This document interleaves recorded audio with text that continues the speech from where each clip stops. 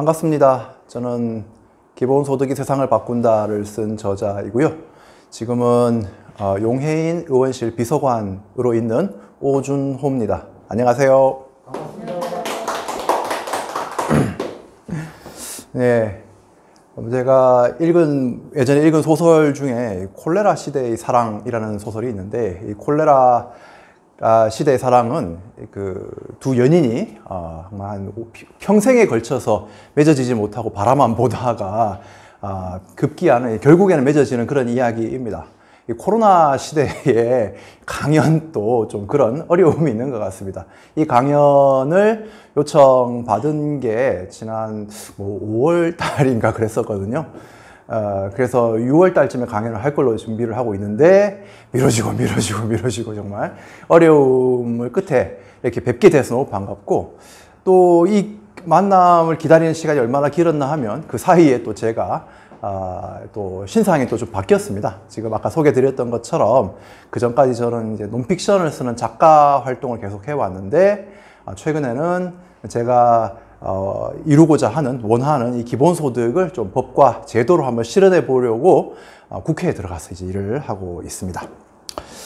오늘 이제 여러분께 말씀드리려고 하는 강의 주제는 역사 속 기본소득, 그리고 오늘의 기본소득이라는 주제입니다. 처음에 이제 이 강연이 세 파트로 되어 있잖아요. 세 개의 강연이 있을 텐데, 그 첫 번째의 기본소득에 대한 아주 좀 포괄적인 개념을 설명해 주셨을 것 같고요.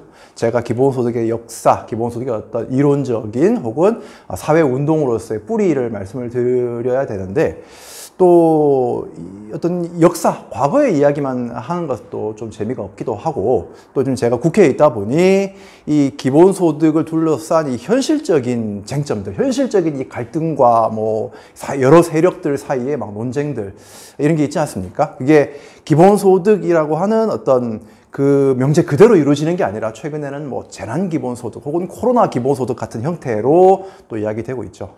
그래서 기본소득의 역사적인 뿌리에 대한 이야기와 함께 이 기본소득이 오늘날의 되게 중요한 어떤 이슈 버전인 이 재난 기본소득, 이 논쟁에 대해서도 좀 말씀을 드리면 여러분들이 과거와 현재를 좀 연결해서 생각하시기 좋을 것 같습니다. 오늘 좀 그렇게 강연을 진행을 해 보려고 합니다. 그 전에 제가 기본소득과 어떻게 만났는가 이야기를 좀 하면서 시작을 할까 합니다. 저는 말씀드렸듯이 이제 논픽션 작가인데요. 작가로 지난 한 10년 동안 활동을 해왔습니다. 그전에는 다른 다양한 사회단체에서도 일하고 일반 회사에서도 일도 하고 그렇게 하다가 어느 순간 정말 나는 글을 쓰면서 살고 싶어, 글쓰기를 하고 싶어 라는 어떤 이 욕망, 이거를 더 이상은 좀 가라앉힐 수가 없어서 무턱대고 이제 글쓰기를 좀 시작을 했습니다. 처음에는 제가 글을 쓰고 싶다고 생각했지 정확히 어떤 장르의 어떤 내용의 글을 쓰고 싶은지도 확실치가 않았어요. 그래서 이것도 써보고 저것도 써보고 소설에 공모도 했다가 떨어지고 그런 일들을 겪었는데, 한때는 이제 유령 작가로서도 활동한 적이 있습니다. 그러니까 어떤 좀 대필 작가라고도 하죠, 그죠? 그런 작가 활동도 하다가 우리 사회에 좀 중요한 지식과 진실을 전하는 논픽션 작가로 활동을 하게 되었습니다. 그런 활동을 하다가 제가 내 일이 정말 의미가 있다라고 느끼게 된 게 여기에 있는 이 세월호와 관련된 작업이었습니다. 저는 지금 또 안산에 살고 있는데요. 이 경기도 안산이 세월호 참사에 많은 희생자가 났던 곳이지 않습니까? 2014년 4월 16일에 이 참사가 벌어졌을 때 이 소식을 접하고, 저도 그때도 여러 가지 다른 글쓰기, 책 작업이 있었는데 더 이상 다른 일을 할 수가 없겠더라고요. 그래서 세월호 참사 작가 기록단이라는 곳에 참여를 하게 되었습니다. 작가 기록단에 들어가서 유가족들을 인터뷰하기도 하고, 또 저는 이 세월호라는 참사가 어떻게 벌어졌는지 진상규명에 관심이 많아서 세월호 관련된 이 재판이 열리는 전라남도 광주로 갔습니다. 광주에서 세월호 선장과 선원들 재판도 열렸고요. 또 그 배를 아주 과적시킨 해운사 재판도 열리고 해경들에 대한 재판도 열렸습니다. 그 재판을 한 6개월 동안 취재를 했습니다. 거의 많이 갈 때는 일주일에 한 사나흘씩 여기 안산에서 광주, 전라도 광주까지 아침 새벽 5시에 이제 버스를 타고 내려가서 아침 10시부터 하루 종일 재판을 취재하고 기록하고 나중에 그 자료를 모아서 세월호를 기록하다라고 하는 책을 썼습니다. 세월호의 어떤 이 참사가 어떤 과정으로 벌어졌는지에 대해서 사실에 기반해서 좀 기록한 것인데요. 이 그림은 제가 그때 기록했던 수첩입니다. 아침에 이제 법정에 도착을 하면 법정 앞에 있는 편의점에 가가지고 수첩을 한 권 사요. 그러면 하루 종일 하루에 한 8, 9시간 동안 기록을 하면 수첩 한 권을 꽉 채우게 되더라고요. 물론 뭐 노트북으로 이렇게 치면 편했겠지만 법정에서 그런 게 허용이 안 되거든요. 그래서 할 수 없이 오로지 속기만 의존을 해가지고 이제 기록을 했습니다. 저 수첩이 나중에 한 7, 80개 되더라고요. 그 수첩을 토대로 해서 또 나중에는 또 다양한 경로로 좀 재판 자료도 많이 입수를 해서 그걸 분석해서 이제 글을 쓰게 됐는데요.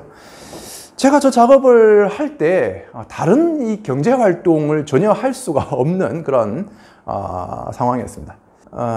그래서 오로지 이제 이 참사 기록하는 데만 있다 보면서 경제적으로 좀 많이 힘들더라고요.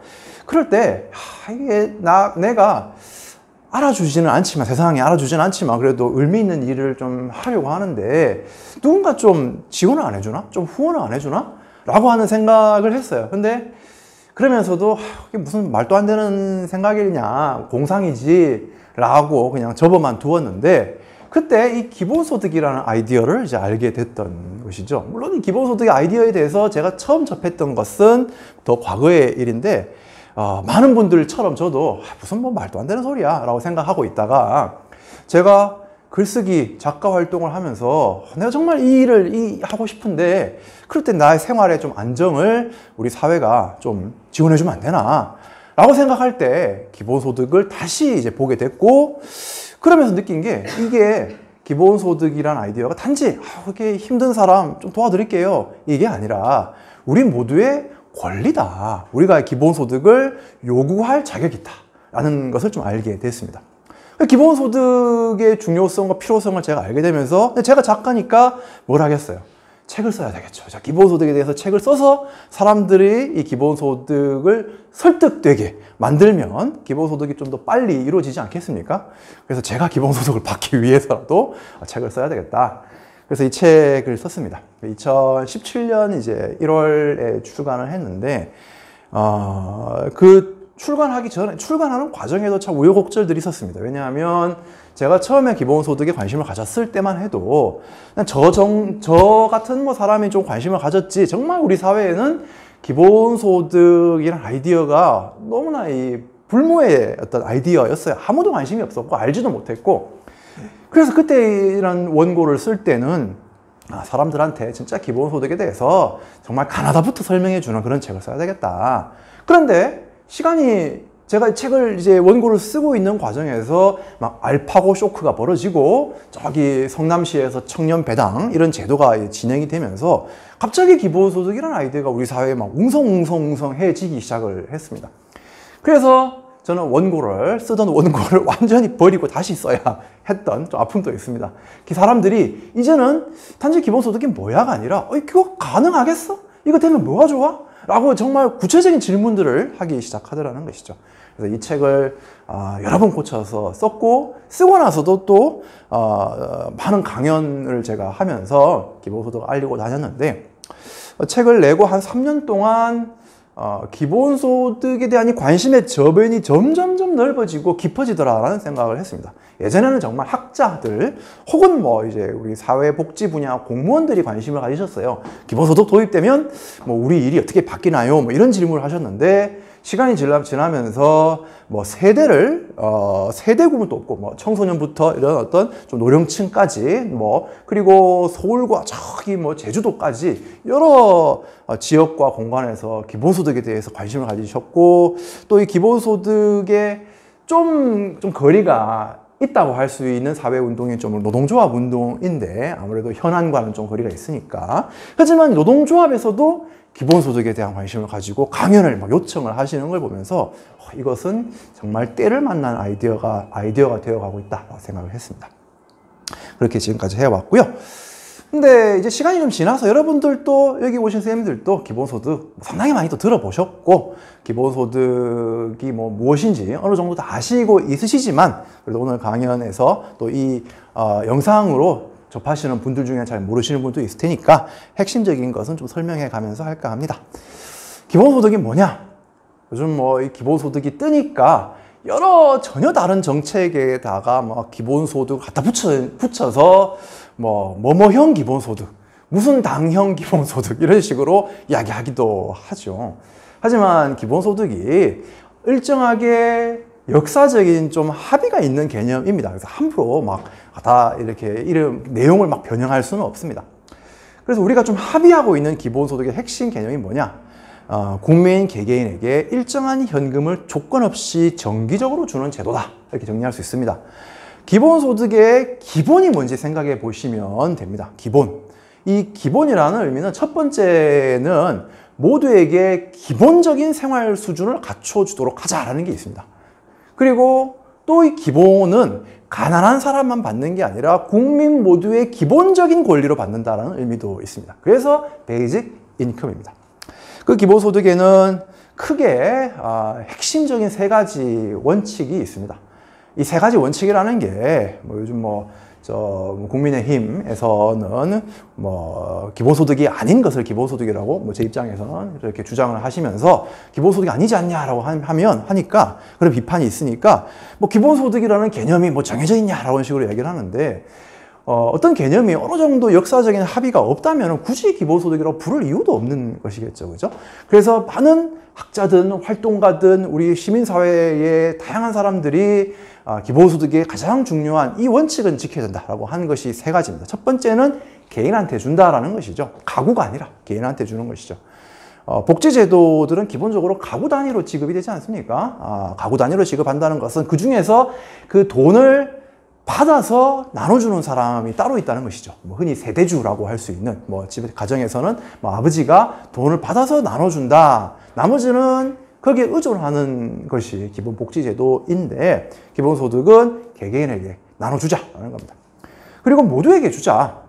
보편적으로 주자. 어떤 심사를 해서 너는 받을 자격이 있으니까 주고 너는 자격이 없으니까 안 준다가 아니라 모두에게 주는 것이고요.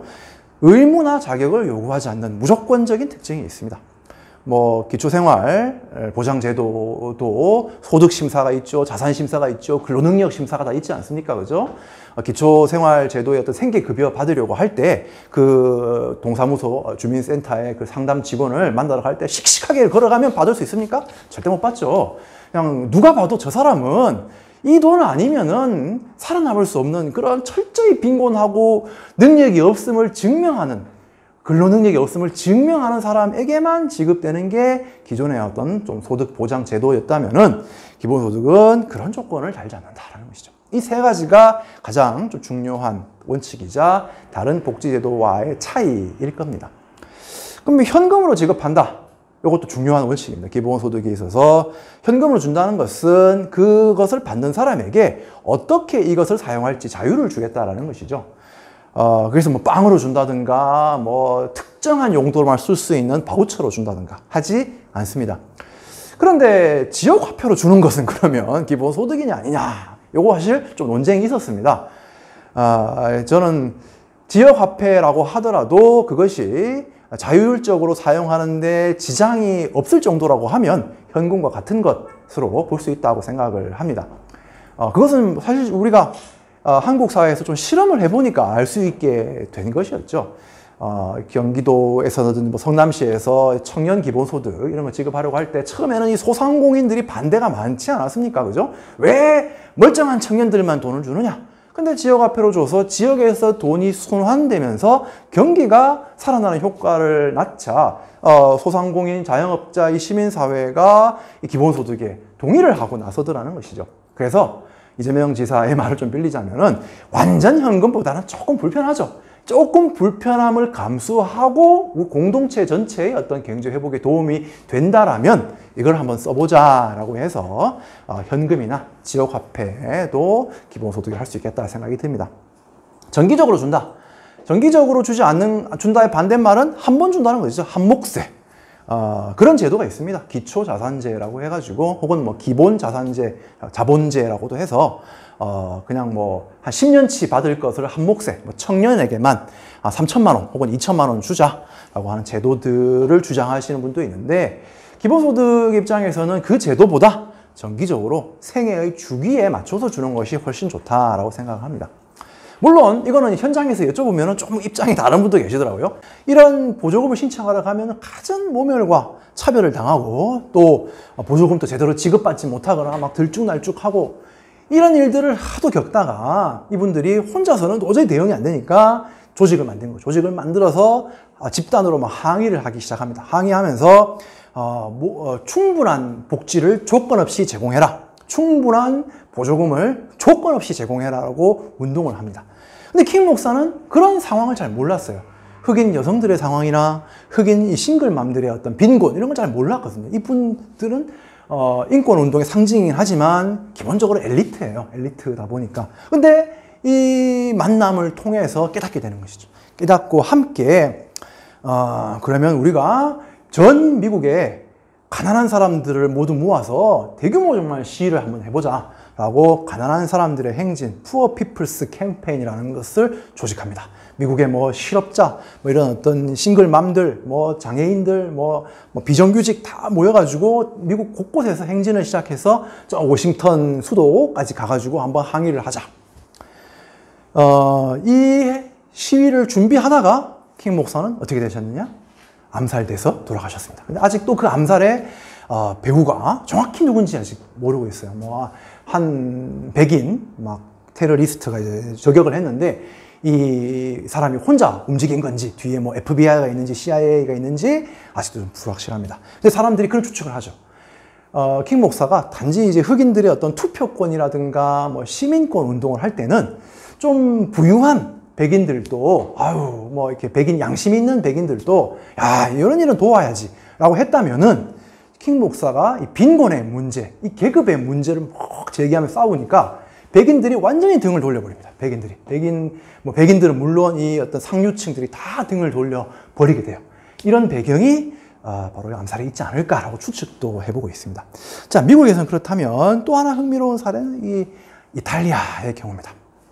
이탈리아는 1969년에 우리가 뭐 68혁명이라는 거 들어보셨을 텐데 68혁명에 이어서 1969년에 이탈리아에서 대규모 총파업이 벌어져요. 이 총파업이 워낙 열기가 뜨거워서 뜨거운 가을이라고도 불리는데 이 총파업은 단지 뭐 임금을 더 달라 이 수준에 머물지 않고 공장, 사업장, 사무실을 노동자들이 스스로 경영하겠다라는 막 운동까지 벌어집니다. 그러면서 이 파업이 막 영감을 줘서 이탈리아의 이 사회 곳곳에서 아주 급진적인 사회 운동이 막 벌어지는데요. 예를 들어 학생들, 대학생들은 고등학생과 대학생들은 학생에게 임금을 달라고도 합니다. 공부하는 것도 노동인데 여기다가 국가가 책임을 지고 지원을 해라 뭐라고도 하고요. 그리고 저 이탈리아 북부 파도바라는 곳에서 여성단체, 페미니스트 단체들이 가사노동의 임금을 이라는 운동을 시작합니다. Wages for Housework라는 운동을 시작을 해요. 그러니까 그때까지만 해도 뭐 지금도 뭐 여전히 그런 가부장적인 관습이 다 있지만요. 그때는 그게 아주 더 심해서 공장에서 뭐 직장에서 고용되어서 하는 노동이 노동이고 아이를 돌본다든가 환자를 돌본다든가 가사를 챙긴다든가 하는 것은 노동이 아니다 라고 생각을 했다는 것이죠. 그래서 그런 어떤 일을 하는 뭐 주부들에 대해서, 주로 여성들인 주부들에 대해서 노동으로 인정하지 않는 그런 어떤 가부장적인 문화에 대항하면서 가사와 돌봄을 하지 않으면 과연 이 사회가 움직일 수 있는가라고 이제 문제 제기를 하면서 가사 노동에도 국가가 책임을 지고 돈을 지불하라라고 요구를 합니다. 가사 노동이 임금을 할 운동을 시작을 해요. 이 운동이 그냥 해프닝이 아니라 유럽과 미국으로 막 일파만파 번져나갑니다. 일본에까지도 그런 운동이 벌어졌으니까요. 여기 있는 이 문구는 이제 영어로 써 있으니까 이거는 이제 영어권에서 벌어지는 운동이고 이탈리아어로도 운동을 당연히 했겠죠, 그죠? 근데 이 운동이 단지 뭐 여성이 가사노동 하니까 여성한테 임금을 달라 이게 아니라 누가 가사노동을 하든지 간에 단지 이제 뭐 공장에 가서 컨베이어 벨트라든가 뭐 직장에 가서 뭐 컴퓨터 두드리고 이런 것만이 아니라 우리 사회를 움직이는 이 모든 의미 있는 활동과 노동을 존중하고 여기 대해서 사회가 보상을 해라는 운동이었던 겁니다. 그 운동의 한 연장에서 이 장면은 이제 그 아이슬란드입니다. 아이슬란드는 아주 뭐 소국이긴 하지만요. 아이슬란드의 1975년에 여성 총파업이 벌어집니다. 여성 총파업. 그러니까 이제 이 여성 총파업의 주제가 다양해요. 그러니까 남녀 임금의 어떤 불평등 이 문제에 대한 문제제기도 있고, 여성 유리천장에 대한 문제제기도 있고, 그리고 이 가사노동에 대한 가사노동의 임금을, 그러니까 여기서는 뭐 임금을 이렇게 월급으로 지불하라기보다는 그것을 이제 어떤 복지로 이제 마련해라, 복지로 지원해라.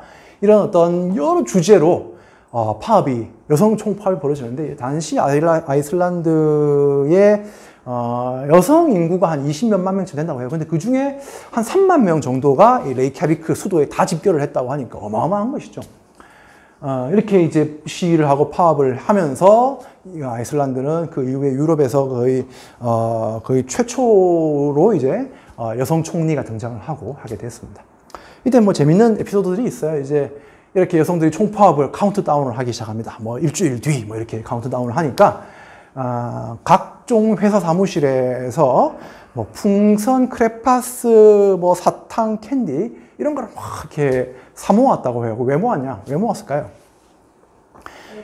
그죠? 이제 여성들이 다 파업하러 나가버리니까 이제 아빠들이 이제 애들을 데리고 사무실로 가야 되는 거예요. 챙겨서.